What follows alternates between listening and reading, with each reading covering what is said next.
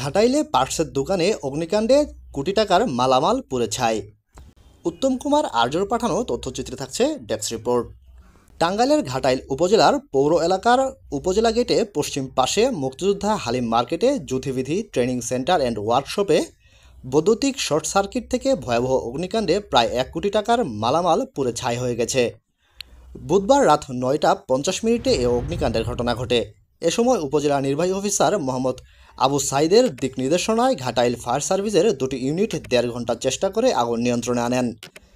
দোকান মালিক গুণদত্ত গ্রামের জিল্লুর রহমান প্রত্যক্ষদর্শী জানান, পৌর এলাকার উপজেলা পরিষদ গেটে পশ্চিম পাশে মুক্তিযোদ্ধা হালিম মার্কেটে পার্টস অ্যান্ড গাড়ির টায়ারের দোকান যুথবিধি ট্রেনিং অ্যান্ড ওয়ার্কশপে ধোঁয়া দেখা দিলে আশেপাশের লোকজন এসে ফায়ার সার্ভিসের লোকদের খবর দেন।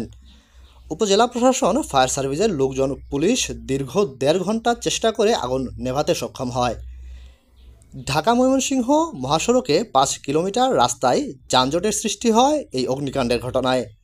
রাস্তার দুই পাশে উৎসুক জনতা ভিড় সামলাতে প্রশাসন হিমশিম খাচ্ছে।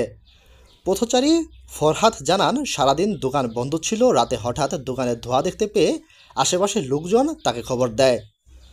দোকানে অগ্নিকাণ্ডের বিষয়ে উপজেলা নির্বাহী অফিসার মোহাম্মদ আবু সাইদ জানান, ফায়ার সার্ভিসের লোকজনের চেষ্টায় আগুন নেভাতে সক্ষম হয়েছেন, তবে তাৎক্ষণিক ক্ষতির পরিমাণ জানা যায়নি। প্রিয় উপস্থিতি, আপনারা জানেন যে আজকে উপজেলা পরিষদের অপোজিটে যে এই মার্কেটটা রয়েছে, এই মার্কেটে আমরা আনুমানিক আমাদের ফায়ার সার্ভিস 9টা 50 ঘটিকার দিকে অগ্নিকাণ্ডের সূচনা সেই সূত্র জানতে পারে, খবর জানতে পারে। তৎক্ষণাৎ ফায়ার সার্ভিস অত্যন্ত ক্ষিপ্র গতিতে এসে এই অগ্নিকাণ্ড নির্বাপনে তারা উদ্ধার কাজ শুরু করে এবং নির্বাপনে শুরু করে।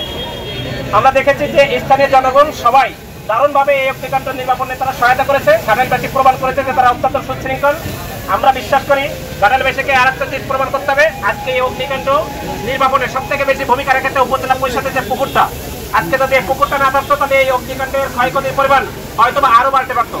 এই সাথে যারা বিভিন্ন ভবন মালিক আছেন, আপনাদের উদ্দেশ্যে একটা বার্তা দিতে চাই। আমরা গত সপ্তাহে ফায়ার সার্ভিসের সহায়তায় আমরা কিন্তু অগ্নিকাণ্ডে যারা ঝুঁকিপূর্ণ যে ভবনগুলো আছে সেগুলোর তালিকা তৈরি করেছে, হয়তো আপনারা জানতেন না। আমরা আজকে যে বিষয়টা দেখতে পেলাম যে এই দোকানে কিন্তু কোনো ফায়ার এক্সটিংগুইশার ছিল না। সুতরাং এটা সকল ধরনের প্রতিষ্ঠান, সকল ব্যবসা বাণিজ্যের প্রতিষ্ঠান, সকল বাসাবাড়ি সবার ক্ষেত্রে একই মেসেজ দিতে চাই আপনাদের মাধ্যমে। প্রত্যেকটা বাসাবাড়ি থেকে শুরু করে ব্যবসায়ী প্রতিষ্ঠান, মার্কেট, স্কুল, কলেজ সবাইকে অগ্নি নিরাপত্তামূলক ব্যবস্থা এবং প্রশিক্ষণ 2টা গ্রহণ করতে হবে।